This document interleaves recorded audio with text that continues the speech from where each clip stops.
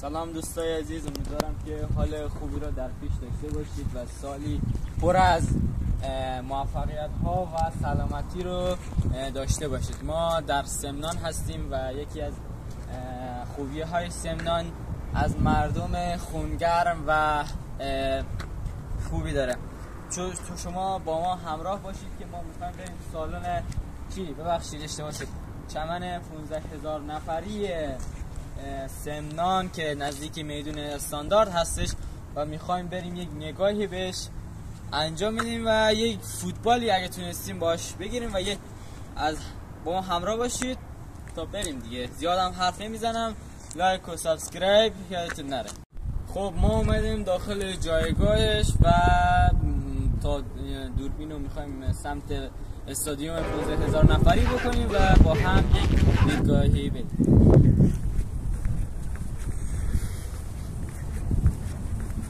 این استادیوم 15,000 نفری که هستش داخل مسابقاتی دسته های 3 و 2 بازی انجام میشه و تا حالا دسته نمیشه. فقط یک مشکل اینجا داره، این چمن چیه؟ این چمن مصنوعیه و طبیعی نیستش.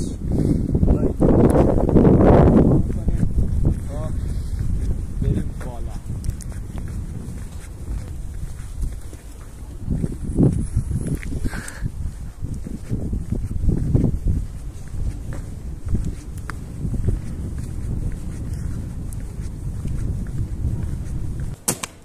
خب حالا اینم چمن 15,000 نفری سمنان که مشاهده میکنید و این چمن مصنوعی که گفته بودم و توراش هم خدا رو شکر سالمه. فقط وضعیت این جایی که میخوایم بشینیم یکم خوب نیست و اینجا یکم تراتمیز نیست، چون دیگه حالا مسئولین بیان ولی خوبی که اینجا داره بالاترش هم میریم باز نشون میدیم بهتون و تا صحنه ها و جایگاه ها رو که هسته رو بهتون نشون بدیم. از این بر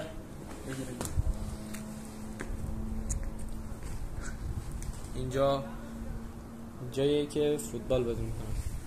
خب ما رسیدیم به بالای چمن 15,000 نفری که بهتون گفتیم که در سمنان واقع شده در کنار میدون استاندارد و از این ور که ما مشاهده بکنیم یک ارتفاعی که خیلی داریم، ارتفاعی خیلی بالا داریم و از این ورم که شما مشاهده بفرمایید بالا هست و راحت میتونیم فوتبال رو در داخل این ورزشگاه اجرا و نگاه بکنیم و اون صحنش فقط ردیف اول هستش و به بالا نیست، فقط همون یک ردیفه و چراغ هایی که شما ملاحظه میفرمایید چراغ های واقعا پرنور و روشن است. و خوبی اینجایی که داره از بوتون های خیلی محکم ساخته شده و آهن های محکم که خدای نکرده ریزش و چی نکنه و چمنش هم که مصنوعی بود و زیاد رسیدگی نشده، به خاطر همین رسیدگی خیلی زیاد نشده، به خاطر همین سیاه و مثل قبل نشده و کفترهای اینجا میبینیم که خاکی و چی نشده. مثلا اینجا قبلا که ما در سال 1399 و اینا اومده بودیم، این یکی از نمونه ترین ورزشگاه در کل استان سمنان بود و بر ما یک افتخار بود و الان که میبینید زیاد رسیدگی نمیشه و اصلا اونقدر کثیفکاری هست و دیگه حالا تا ببینیم که چی میشه.